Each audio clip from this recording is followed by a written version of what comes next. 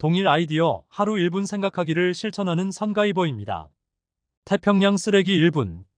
플라스틱 레고 블록이 얼마나 강성을 가지고 있을지 모르지만 만들면서 계속 강도 테스트를 해야 합니다. 자연재해는 앞으로 강렬해질 것이기 때문입니다. 섬의 크기가 수백 킬로가 된다면 자연재해를 극복하는 것도 가능하지 않을까요? 레고 블록이 플라스틱 자연 분해가 안 되게 접착제의 선택도 중요합니다. 아니면 위에 검색한 건축용 블록을 만드는 것도 좋아 보입니다.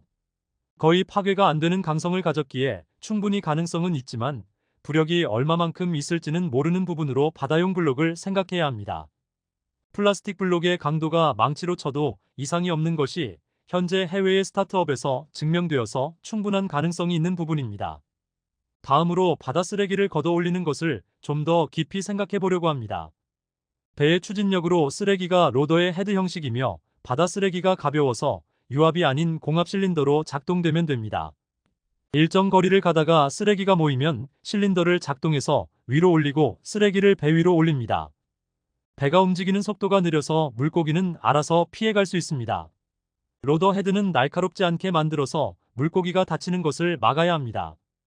배 앞쪽에 미세 플라스틱을 걷어 올리는 장치도 헤드와 같이 구상하고 있습니다. 강 하류 쓰레기 수거 1분. 금강하구로 몰려든 장마 쓰레기가 1200톤으로 쓰레기 중 약 15%는 플라스틱 계열, 나머지는 초목류이다. 이 쓰레기를 치우는데 한 달이 걸리고 굴착기 등 중장비를 동원해 치워야 하고 장마 쓰레기를 치우는데 6억 이상이 들어간다. 장마철에는 치워도 다시 쌓여서 효과가 별로 없습니다. 처음 만드는 데는 비용이 크게 들지만 제가 생각한 구조물을 만들면 지속해서 쓰레기 처리할 수 있어서 충분히 메리트가 있다고 생각합니다. 그물망이 아닌 팔자형 연속형으로 위는 크고 아래는 차츰 작아지는 방식으로 만들면 쓰레기가 틀을 따라서 흘러갈 것으로 생각합니다. 원래는 그물망을 생각했는데 큰 나무 같은 것들이 끼미 발생하면 자연스럽게 흐르는 것을 방해할 것으로 생각이 들어서 형태를 변경하였습니다. 각도가 있어서 물이 흐르면 자연스럽게 쓰레기는 한 방향으로 흘러가는 구조입니다. 쓰레기가 문제가 되는 곳이 강 하류만 있는 것이 아닙니다. 댐 앞쪽에 쌓인 쓰레기가 문제가 된 것은 기존 공부에서 알게 되었습니다. 댐 앞에도 저의 아이디어가 가능합니다.